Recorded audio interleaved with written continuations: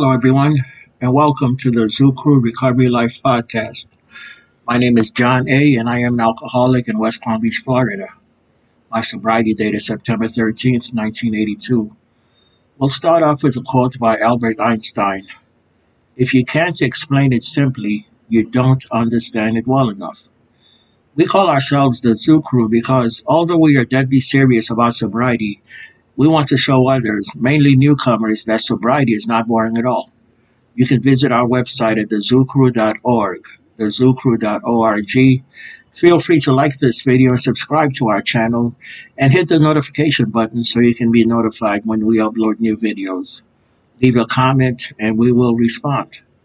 If you like our message, please share our podcast site with others. In this episode of the Zukru Recovery Life podcast, the topic is enforcing boundaries. For starters, I have some good news and some bad news for you. The good news is that you're going to be happier with yourself and your emotional sobriety will be better for having this podcast or having listened to this podcast and applying some of what you will learn today. The bad news is that a few people in your life will not like the new you. They'll prefer the person who was a pushover while drinking and sometimes still a pushover even after entering AA.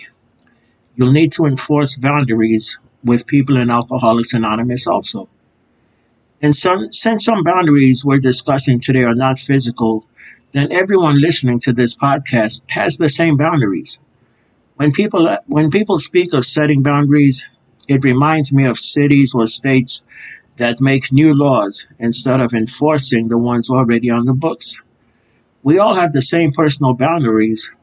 It's a matter of who we enforce them with, when do we enforce them, and to what degree do we enforce our boundaries. So it's not a matter of setting boundaries, it's a matter of enforcing boundaries. And what does it mean to have boundaries? This is from the dictionary. Personal boundaries are guidelines, rules, or limits that a person creates to identify reasonable, safe, and permissible ways for other people to behave towards them and how they will respond when someone passes those limits. Boundaries can be physical or emotional, and they can range from being loose to rigid, with healthy boundaries often falling somewhere in between. Setting and enforcing boundaries is an important part of establishing your identity and is a crucial aspect of mental health and well-being. Having healthy boundaries means knowing and understanding what your limits are. Having boundaries also allows you to make yourself a priority, whether that's in self-care, career aspirations, or within relationships. Here's another issue that we have to address up front. Sometimes there will be conflict in the enforcement of your boundaries, but not all conflict has to result in a physical confrontation. But sometimes you have to be willing to engage if you are to enforce your boundaries. Most of you are familiar with the fight or flight response, and it is on the definition of the fight or flight response. It's a response to an acute threat to survival that is marked by physical changes, including nervous and endocrine changes that prepare a human or an animal to react or to retreat. The functions of this response were first described in the early 1900s by American neurologist and physiologist Walter Cannon. 6 benefits of setting clear boundaries. And you can do a Google search for this one. 6 benefits of setting clear boundaries. You become more in tune with yourself. You learn to respect other people's boundaries also. Setting boundaries leads to better relationships. It's easier to focus on the positives. Communicating openly becomes second nature. You learn to put yourself first. In thinking about the enforcement of personal boundaries, I find that trust plays a big part in it. And trust is a matter of degrees. Let's look at some scenarios. The first is 2 business partners. One partner trusts the other implicitly when it comes to money, but will not trust her to be alone with her spouse. In another scenario, we have two friends who are where one has let the other sleep over at her house before, but will not trust them with money. How about another scenario where one friend trusts the other completely when it comes to both money and the spouse, but has to tell her friend that the appointment is at 2 p.m. if she wants her there by 3 p.m.? I'm sure you have a friend, relative, or coworker like that that fits in one, two, or all three of those scenarios. So trust is a matter of degrees.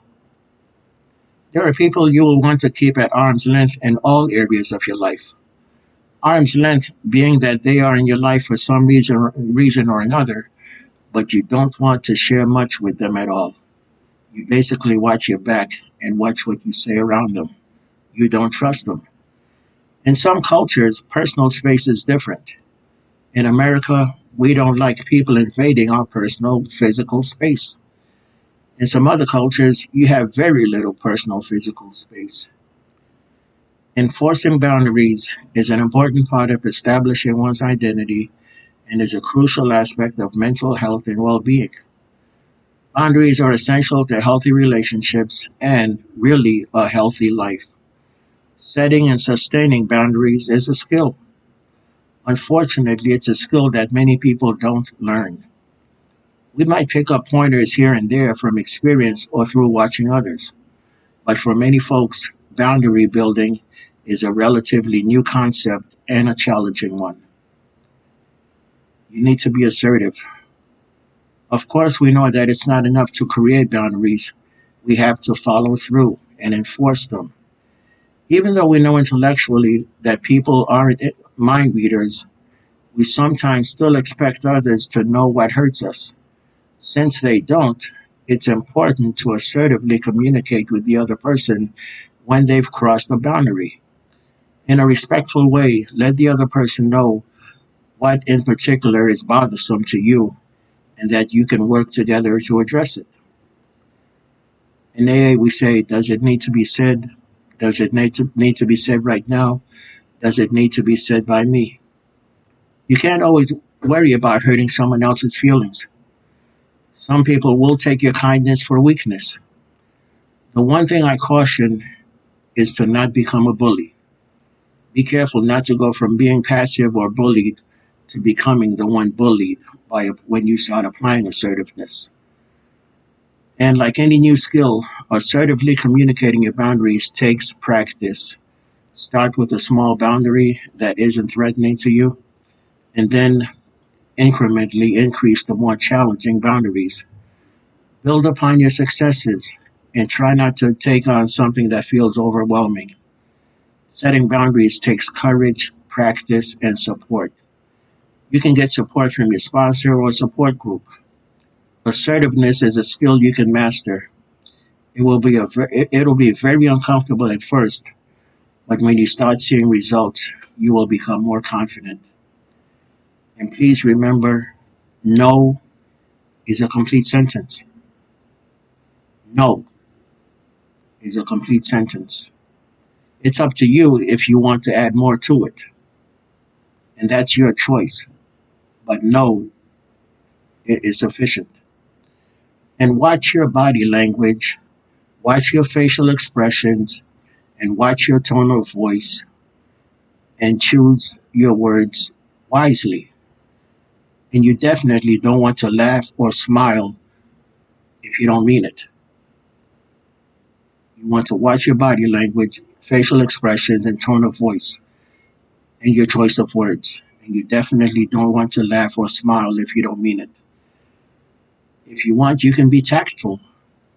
And tact is telling someone to go to hell and making them look forward to the trip. And when you're assertive, you don't have to get mad, don't have to raise your voice. As a matter of fact, people will pay more attention to you if you lower your voice an octave in a conversation. And I personally consider it an infringement on my personal space when someone yells or even speaks louder to me.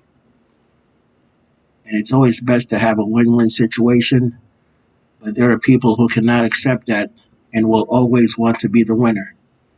In that case, you have to try to always be the winner. If you want to have your self-esteem and feel good about yourself when you deal with those type of people, that's what you want. If they feel they have to be the winner, then no, you have to win. And don't stuff your feelings. Say, address the situation right away. It loses effectiveness if you engage in a conversation at 12 o'clock and then you come back at 4 o'clock and say something. Address your feelings right away. Say it right away as soon as possible. And some boundaries can be non-negotiable or a deal breaker. Again, that's up to you, and it depends on the person, how much you want them in your life. And what you want to do is become a person who doesn't need other people, but a person who wants people in their life. And don't look for a 50-50 relationship. Go for a 100-100 relationship where you both give 100%. Know when to make yourself a priority. Don't forget that you must put the oxygen mask on you first.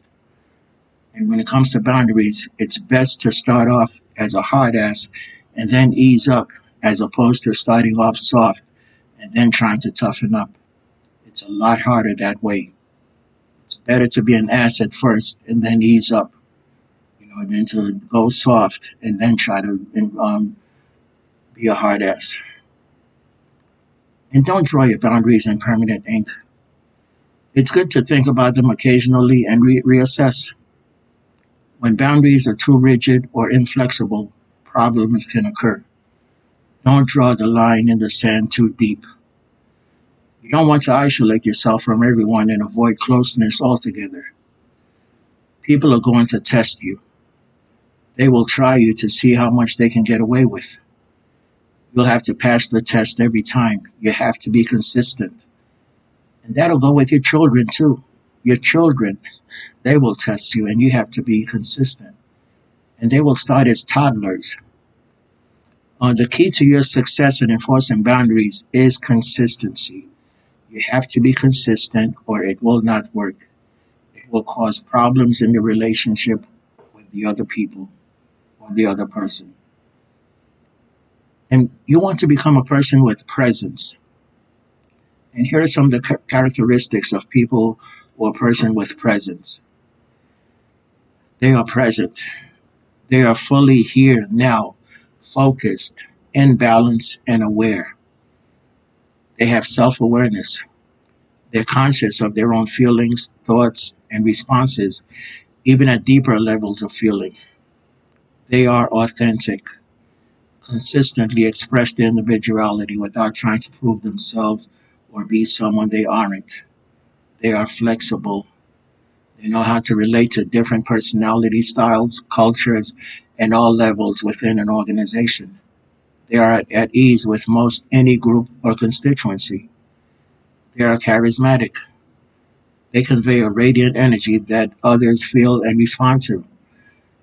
They include verses, exclude others in their manner. They include instead of excluding others in their manner. And when I talk to sponsees, when I talk to people I mentor, I tell them you want to be a person with presence. And the example I use is you're at a small after work get together, and you're conversing with two other people. The three of you are standing there, and you hear George, and George isn't even in the room yet, but you hear him in the hall. You turn as George enters the room, and then you turn back to your conversation. But then a few minutes later, you don't hear anything. You don't hear anyone. But all of a sudden, you see many people turn their head towards the door, and someone is walking through the door. You didn't hear them, but everybody knew that they were there, that they were coming in. That's presence. They let their mannerism, they let who they are speak for themselves. You don't have to. They don't have to be loud. They don't have to be rambunctious, obnoxious. They let who they are speak for themselves. And here are some behaviors that demonstrate presence. They're poised under pressure.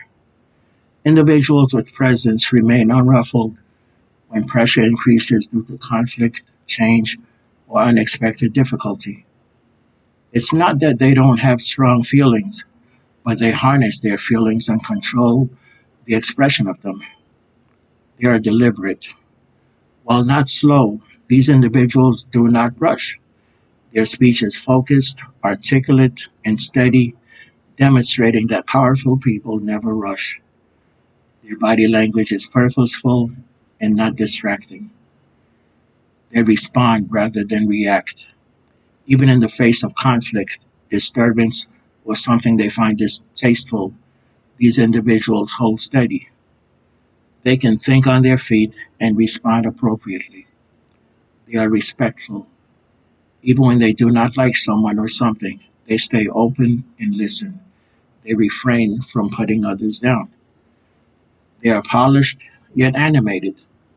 People with presence communicate in a clear, concise manner with an appropriate amount of gestures, voice inflection, and facial animation.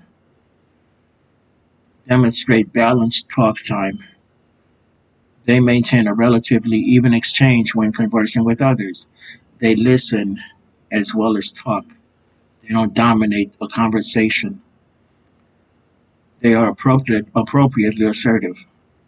Whatever the situation, they express themselves without being either pushy or timid. They are open. Individuals with presence are willing to initiate, to reach out, to be flexible in their approach, and to mend fences when needed. Many people have the wrong idea about boundaries. They believe that they already have good boundaries when in reality they have brick walls. They believe that boundaries are unkind. Healthy boundaries are the ultimate guide to successful relationships. Without healthy boundaries, relationships do not thrive. They result in feelings of resentment, disappointment, or violation. These feelings, unchecked, can lead to being cut off from others or enmeshment where there's no clear division between you and the other person's needs and feelings. Neither of these situations is ideal. Because so few of us understand what boundaries actually are, we rarely see evidence of them working. But when they do, you feel it. It does wonders for your mental and relational health. What some boundaries look like here. We're going to address some boundaries and what they look like. Boundaries are what happen when you can sense yourself and what you need and want and access your voice to speak to those things. We all have limits and we all have experience. We've all experienced violations of our limits. Most of the time, people are not trying to violate your limits. They just aren't aware of what they are. Sometimes this is because we're not clear with ourselves or other people about what we want or need. And we're going to address 6 boundaries you deserve to have and what they might look like in practice. The first is physical boundaries. Physical boundaries include your needs for personal space, your comfort with touch, and your physical needs like needing to rest, eat, eat food, and drink water. It is okay to let people know that you don't want to be touched or that you need more space. It is also okay to say that you're hungry or that you need to rest. Healthy physical boundaries might sound like, I'm really tired. I need to sit down now. I'm not a big hugger. I am a handshake person. Nowadays, you may want to say, I don't like to shake hands because of this COVID thing. Maybe we can bump fists. I need to eat. I am going to grab something. I'm allergic to whatever it is inserted here, so we can't have that in our home. No, I don't want you to touch me like that. Don't go into my room without asking first. Physical boundary violations feel like receiving inappropriate or unwanted touch, being denied your physical needs, told to keep walking when you are tired or that you need to wait to eat or drink, or having someone come into your personal space in a way that is uncomfortable, such as entering your room without permission, for example. This can vary on a spectrum from mild to severe. The most severe violations result in serious physical abuse or neglect. The second is emotional boundaries. Emotional boundaries are all about respecting and honoring feelings and energy. Setting emotional boundaries means recognizing how much emotional energy you're capable of taking in, knowing when to share and when not to share, and limiting emotional sharing with people who respond poorly. Respecting emotional boundaries means validating the feelings of others and making sure you respect their ability to take in emotional information.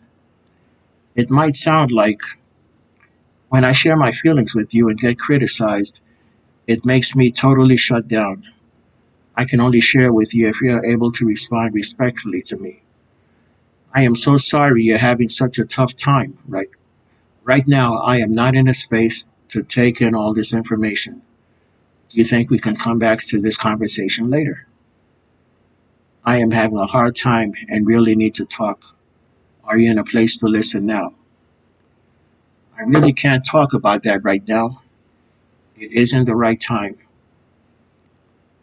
Emotional boundary violations include dismissing and criticizing feelings, asking questions that are not appropriate for the relationship, reading or going through someone's personal and emotional information, asking people to justify their feelings, assuming we know how other people feel, telling other people how they feel, emotionally dumping on people without their permission, sharing inappropriate emotional information with your children. Time boundaries. That's the third one. Your time is valuable and it is important to protect how it is utilized. Setting time boundaries is incredibly important at work, home, and socially. Setting time boundaries means understanding your priorities and setting aside enough time for the many areas of your life without overcommitting. When you understand your priorities, it is much easier to limit the amount of time you are giving to other people.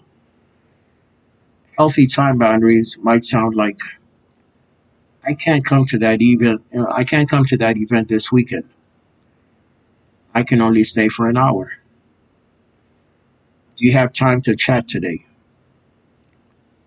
I would love to help, but I would be overcommitting myself. Is there another time? We have family time on Sundays, so we won't make it. I am happy to help with that. My hourly rate is. Violated time boundaries looks like asking professionals for their time without paying them, demanding time from people, keeping people in conversations or on tasks for longer than we told them we would, showing up late or canceling on people because we overcommitted, and contacting people when they said they would be unavailable. The fourth is sexual boundaries.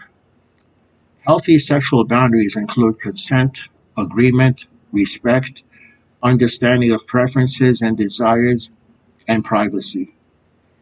Healthy sexual boundaries include asking for consent, discussing and asking what pleases you, requesting condom use if you want it, discussing contraception, saying no to things that you do not like or that hurt you, protecting the privacy of the other person. And this might sound like, do you want to have sex right now? Is this comfortable for you? Tell me what you like. Tell me what you don't like. I don't like that. Let's try something different. I don't want to have sex tonight. Can we cuddle instead? I am really into fill in the blank. Is that something you would be comfortable with? And sexual boundary violations include sulking, punishing, or getting angry if someone does not want to have sex, not asking for consent, pressure to engage in unwanted sexual acts, unwanted sexual comments, leering, lying about contraceptive use, lying about your health history, criticizing the other person's sexual preferences, unwanted touch, assault, or rape. Intellectual boundaries. Intellectual boundaries refer to your thoughts, ideas, and curiosity. Healthy intellectual boundaries include respect for the ideas of other people, and they can be violated when your thoughts and curiosity are shut down, dismissed, or belittled. Respectfulness and willingness to dialogue and understand are important here. Healthy intellectual boundaries also mean considering whether or not it is a good time to talk about something. They may sound like, I know we disagree, but I won't let you belittle me like that. I would love to talk to you about this more, but I don't think talking about it during Thanksgiving dinner is the best time. When we talk about this, we don't get very far. I think it is a good idea to avoid the conversation right now. I can respect that we have different opinions on this. Does this mean that you need to be accepting of all thoughts or opinions? Absolutely not. It is also important to learn to recognize the difference between healthy and unhealthy discourse. If someone is sharing an opinion that is inherently harmful, for example, racism, sexism, xenophobia, homophobia, etc., then you have every right to put a hard line in the sand. You can set the boundary in your own way. It might sound like letting the other. It might sound like letting the person know you do not tolerate that kind of talk, distancing yourself from them or cutting them off. You do not have to have intellectual discourse with someone who is violating you or other people. And the last one, number six, material boundaries. Material boundaries refer to items and possessions like your home, your car, clothing, jewelry, furniture, money, etc. It is healthy to understand what you can and cannot share and how you expect your items and materials to be treated by the people you share them with. Having limits on how your material items are treated is healthy and prevents resentment over time. This might sound like, I can't lend you my car. I'm the only person on the insurance. We can't give any more money.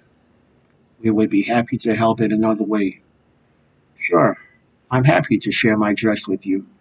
Just a heads up, I do need it back by Friday. Material boundaries are violated when your things are destroyed or stolen, or when they are borrowed, quote unquote, too frequently. Another material violation is the use of materials, money, and possessions to manipulate and control relationships. The more we set boundaries, the more we recognize them. In setting boundaries, we help people show up for us, and we also become better at showing up for them. In the words of Brene Brown, clear is kind.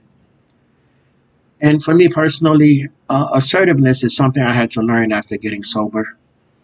I read tons of books on assertiveness and psychotherapy. When I came in the 80s, transactional analysis was the big thing back then. The parent, adult, and child. I read books on transactional analysis, books like I'm okay, you're okay. When I say no, I feel guilty. Games people play. And again, this was 4 decades ago, so I'm sure there are books out now. And transactional analysis is no longer the accepted theory. I have no idea what it is, but I still like TA. Uh, so please, if you want to learn how to be assertive, get some books. Nowadays, you can probably go on YouTube and get coached for free. Um, and it will take practice, and it will feel very uncomfortable. And people are not going to like the new you.